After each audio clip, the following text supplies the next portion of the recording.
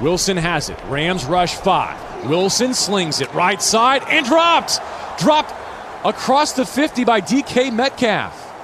Scott underneath, over the top, Jalen Ramsey. What a play here by Nick Scott to get his hand right in the line of sight of DK Metcalf so that ball flashes right in his face, hits him in the hands, and he drops it.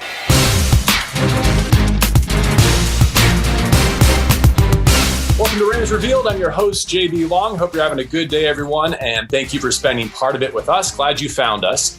The Rams are coming up on mini camp with 3 on-field sessions next week, including one at SoFi Stadium on Thursday. That's actually going to be the first time the team will be in front of fans in Inglewood. And then from there, the offseason, as we know it, will be down to one final month or so as the team goes dark for a bit, then comes back for training camp in Irvine. So I thought we might take a brief look at the safety position before introducing our next guest, Nick Scott, who was drafted late in 2019 with a reputation as one of the best special teams players in his class. The Rams' first pick that spring was Taylor Rapp. And then a year later in 2020, they also selected Terrell Burgess and Jordan Fuller, both of whom made great first impressions as rookies. All that with the anticipation that John Johnson might play his way into a nice contract with another team, and that's exactly what happened this offseason. So with that quick roster refresh, let's bring in Nick Scott, who played his college football at Penn State and is now entering his 3rd NFL season. First, Nick, thank you for being here. How are things? Things are going well, man. I'm happy to be here. I've been enjoying this offseason and OTAs and enjoying the work. Well, we're going to get to all the football stuff in a moment, but there's another pressing priority going on in your life, as I understand. Are you about to get married? June 26th is the wedding day. I'm getting married in Plainville, Massachusetts to my beautiful fiance, Holly Johnson. Soon to be Holly Scott. Wonderful. Congratulations. Is that her hometown? Is that where her friends and family are based? That's where her friends and family are based, yes. Okay. So what's it been like planning all that as a professional athlete and really throughout a pandemic? Right. Well, I got a little lucky. I wouldn't say I'm at the forefront of the planning. I have my say here and there, but mainly just trying to say yes when I'm supposed to and no when I'm supposed to. And it's going to be a real special day. I'm kind of laissez-faire when it comes to that kind of stuff. I'm just looking forward to the marriage and the wedding and things like that. So, you know, whatever she wants, whatever Holly wants, it is up to her. We're so used to talking about keys to the game. I think those are pretty good keys to the marriage that you just for sure. And so that's in that little gap that I just described, right? Between the offseason program and training camp officially, able to squeeze in a honeymoon as well before returning to California? Gonna try to squeeze in something small. I won't drop any details on y'all just in case she ends up watching. But gonna have a small honeymoon before camp and then kind of go all out right at the conclusion of the season. That's tremendous. So you're kind of planning that portion of the program, it sounds like. A surprise. Yeah, that's correct. Yeah. Excellent. Before we move on, one Rams teammate you would trust to deliver a toast at your wedding if necessary? That's a good question. I could go a lot.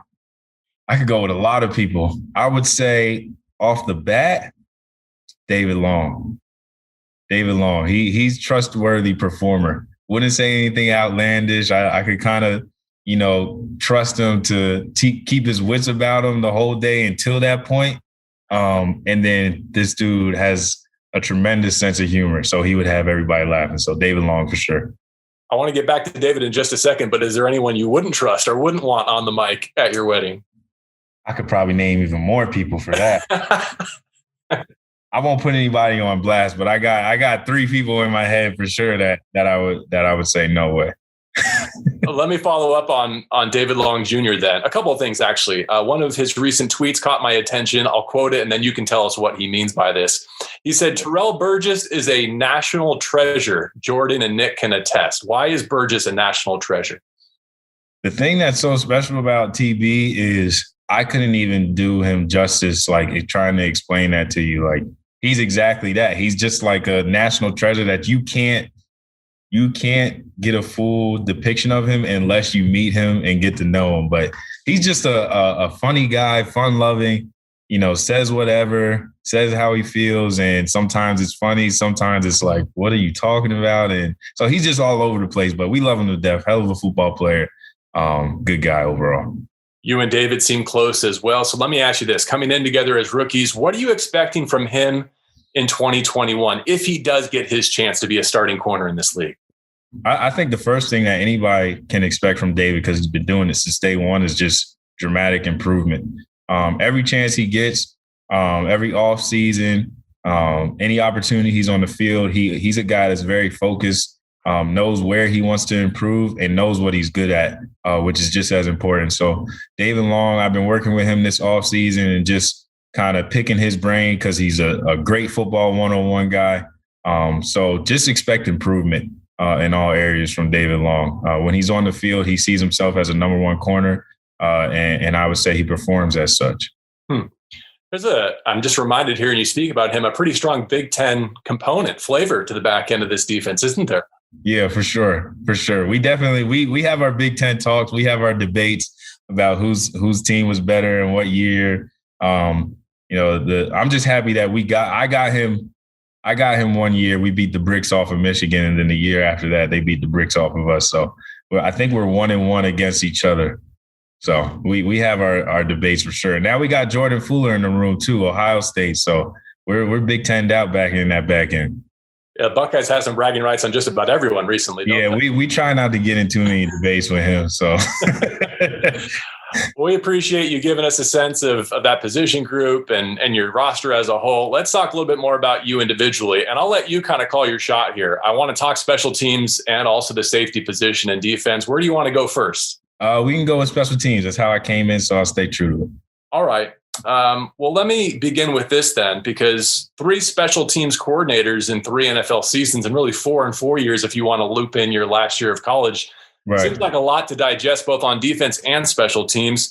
Let's start with Joe D. First impression of your new special teams coordinator.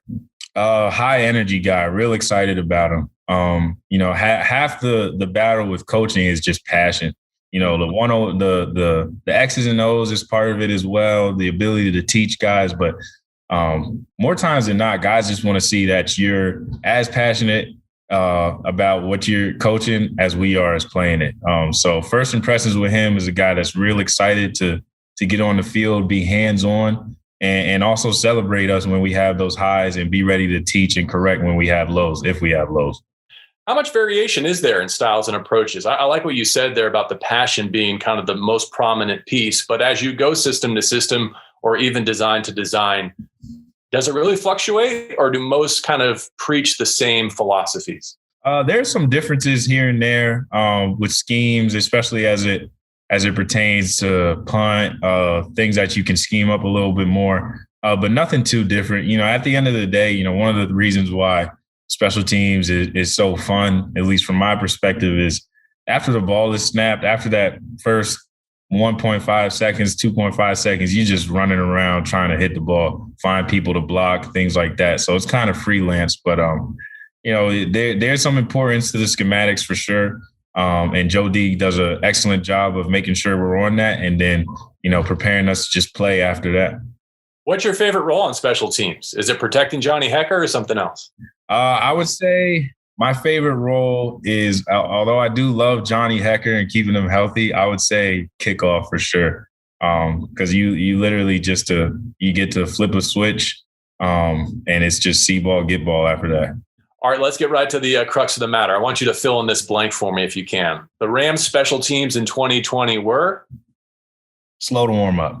Okay, so you feel like maybe you got to where you wanted to be, or at least closer? Yeah, I would say one thing I was proud of the unit as a whole, the coaching staff, everything is we knew the areas where we needed to improve, and we tried to attack those areas each week. Okay, so let's go there next then. What is it going to take to return to really that top tier, the kicking game in the NFL where we're so used to the Rams being?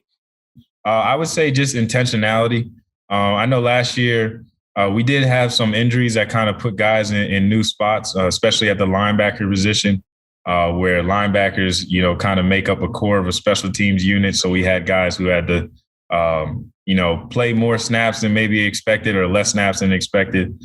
So just that kind of rotation, just you could see that there was a little bit of effect there. But the guys that did have to step up, I think, did a tremendous job of preparing each week and trying to put themselves in the best position.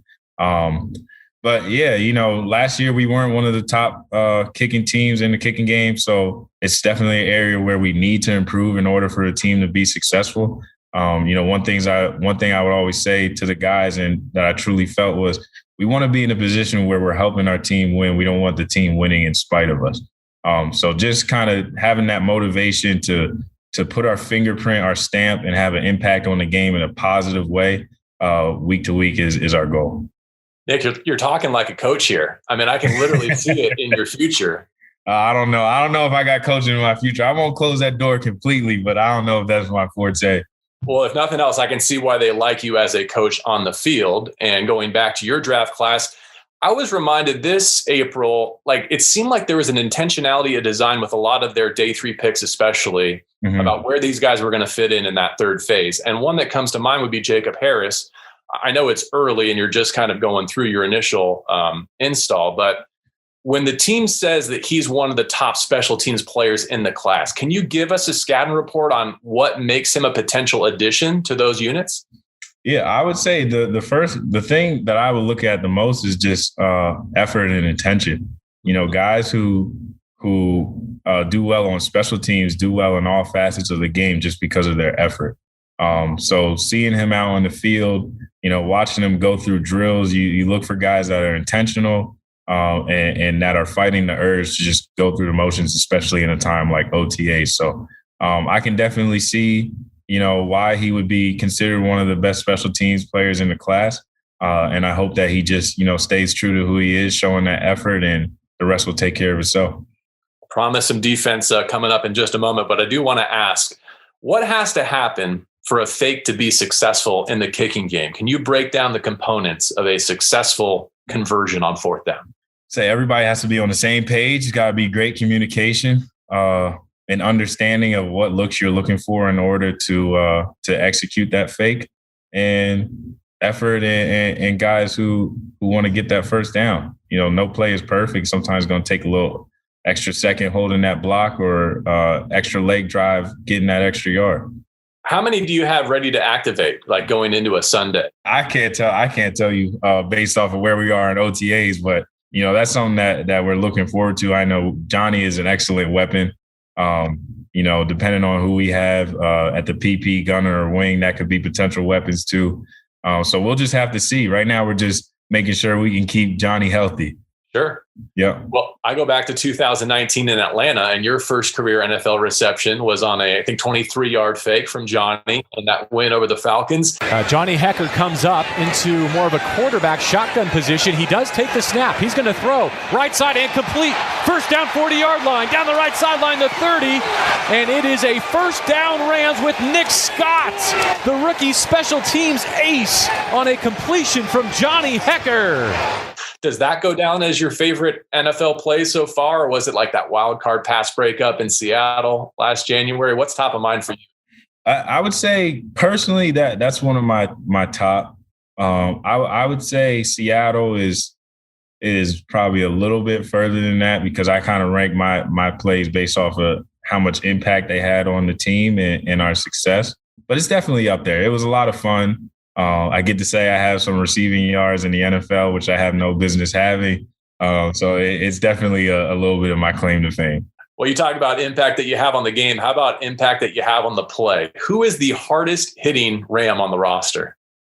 The hardest hitting Ram on the roster? Because I think you're on the short list.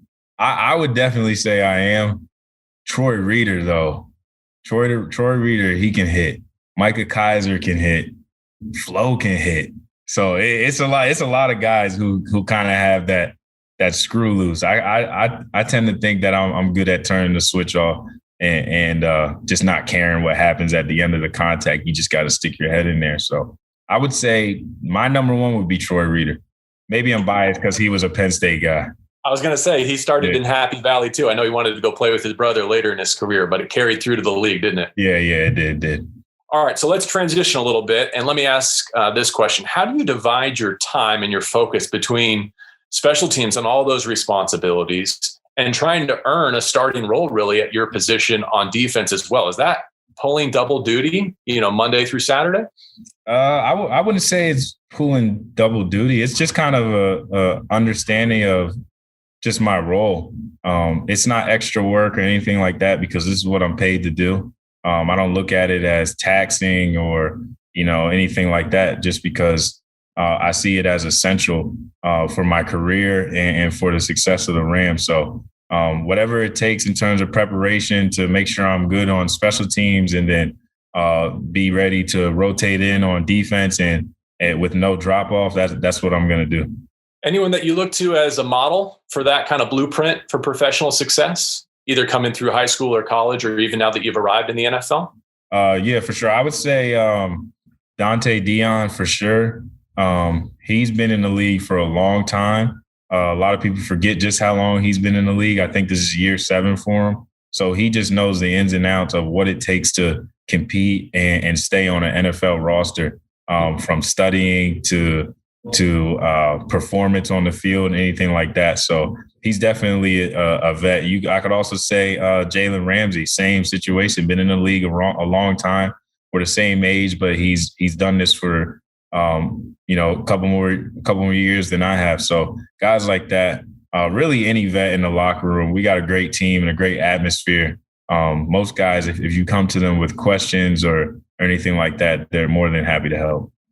When I think about the success, Nick, that last year's defense had, so much of it, I think, was shaped around your back-end structures and the way your safeties played, the way you're able to mix and match and create some opportunities. And I would include, obviously, Jalen Ramsey in that group as just an invaluable piece at the star.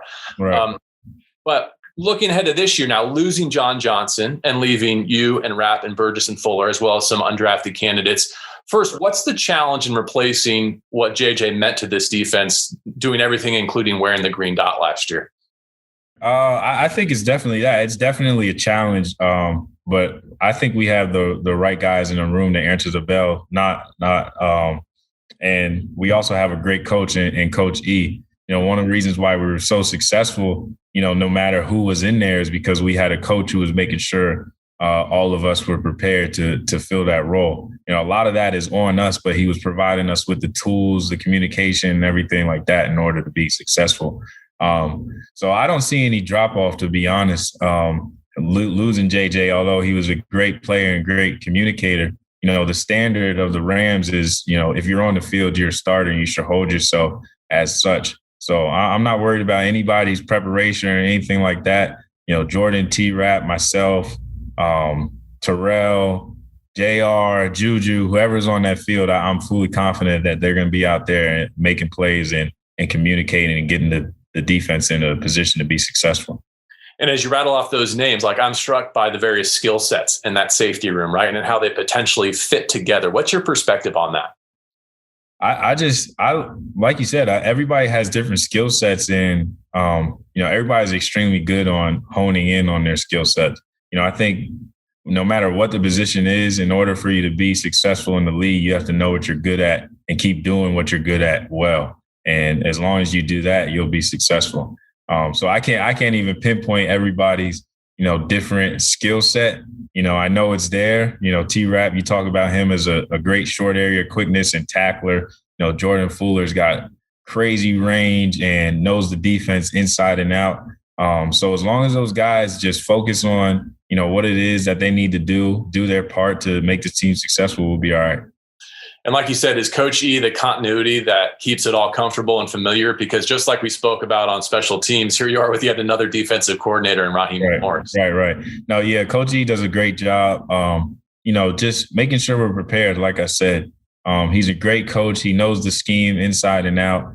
He's a guy you can come to with questions about the scheme or questions about, offensive scheme. He just knows his stuff. And same thing with Cooley, who's the defensive backs assistant. They both know their stuff. And so any questions we have for them, they're more than ready to answer and help us out to be successful. I know you played a few snaps on defense as a rookie, but much more opportunity a year ago in 2020. How do you feel you perform? Have you spent some of this offseason looking back at your cut-ups and nitpicking here and there? And what do you feel like is ahead of you still? I think I just can get a little bit better in, ball 101, just preparing myself for what the offense is doing, not necessarily just thinking about my responsibility and where I have to be on the field, but I feel like the next step is progressing to, all right, I already know where I have to be. Let me start thinking about the looks I'm getting, what this team likes to do in certain formations, which can help me, play faster. Oh, that sounds awesome. Well, thank you, Nick, for spending some of your time with us, your afternoon. It's great getting to know you a little bit. I wonder, do you think you will ever be as nervous on the field as you will be at the altar this summer? No, I was already the most nervous I've ever been in my life when I was proposing. So I imagine I'll be just as nervous or a little bit more nervous during the wedding. So wish me luck. I certainly do. I wish you many wonderful years of partnership ahead with your great fiance. I hope it's special. I hope it's just so memorable. And I can't wait to see you again at training camp as a married man. I appreciate it, man. I appreciate it. Thanks for having me.